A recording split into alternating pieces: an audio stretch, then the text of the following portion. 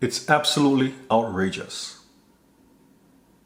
And I say outrageous, I mean outrage us. Something happened recently, and today's June 2nd, 2022, where people start getting up in arms because of what happened, because of an initial report. People keep on getting sucked into standing up for certain things, to include standing up for lawless people, because of some provoked outrage. I've said it before, I'm going to say it again. Be careful about people manipulating your emotions. Be careful about rushing to judgment because of incomplete facts, incomplete evidence. Be careful about responding to others because what they're going through triggers you based on previous trauma. Those who live by the Spirit of God are sons of God.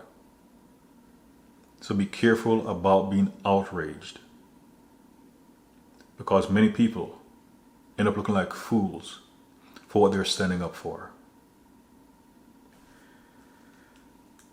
Scripturally, in Proverbs 18:17, it is written, "The first to plead his case seems right until another comes and examines him." Listen to both sides. Be careful about anyone that tries to discourage you from listening to the other side. Oh, they can't be trusted. They're this, they're that.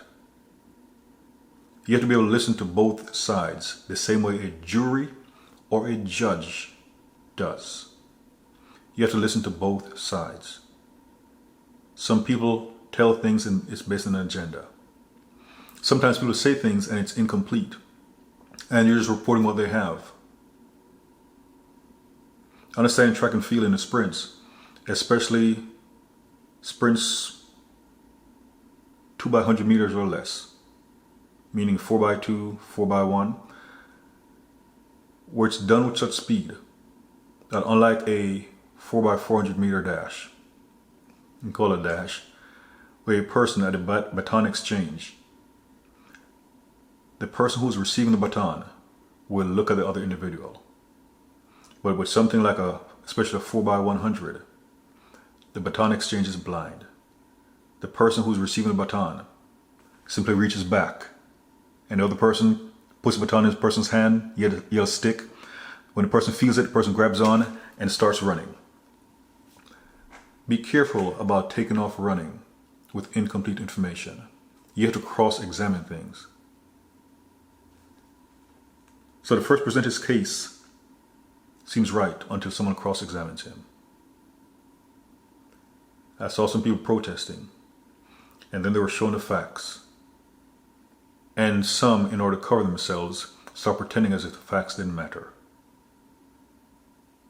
Be careful of making a commitment, and then you find yourself keeping with the commitment as opposed to saying, uh-oh, I was wrong. In James 1:19-20, it is written, "You know this, my beloved brothers and sisters. Now everyone must be quick to hear, slow to speak, and slow to anger. For a man's anger does not bring about the righteousness of God."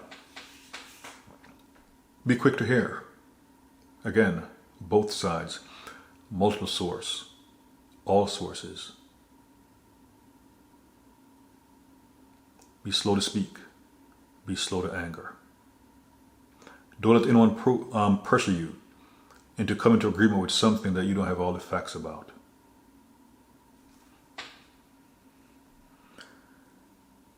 Because in the end, one thing truly matters. And it's demonstrated in Exodus 32.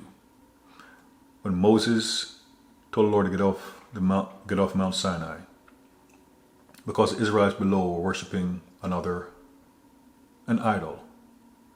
In Exodus 32 verses 25 and 26, it reads, "Now when Moses saw that the people were out of control," self-control is the fruit of the Holy Spirit. So when Moses saw that the people were out of control, for Aaron had let them get out of control to the point of being an abject ridicule among their enemies.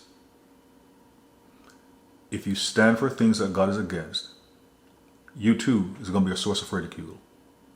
See, the devil will stir you up to something, and when you do it, he'll laugh at you for having done it. Moses then stood at the gate of the camp and said, "Whoever is for the Lord, come to me." And all the sons of Levi gathered together to him. Ultimately, the side you need to be on is the side of the Lord, the side of righteousness. Be careful about who you defend, because at this rate, some professing Christians would be defending the Antichrist. And it needs to stop. We need to ensure that we are standing for the Lord's side. And yes, the Lord even gives due process to those who could be called wicked. In Revelation 20, people who are in hell, the Lord still judges them. Opens a book, presents evidence, still judges them. When he has every right to just take everyone from hell and just toss them directly into the lake of fire and brimstone. But he gives them due process. So yes, equal protection under law for everyone. But be careful about who you're defending and why.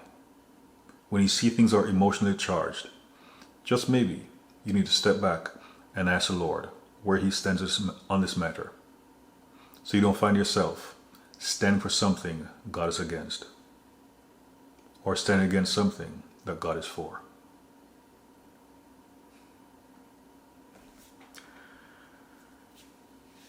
Be quick to hear, slow to speak, and slow to wrath. God bless you, and Jesus Christ is Lord.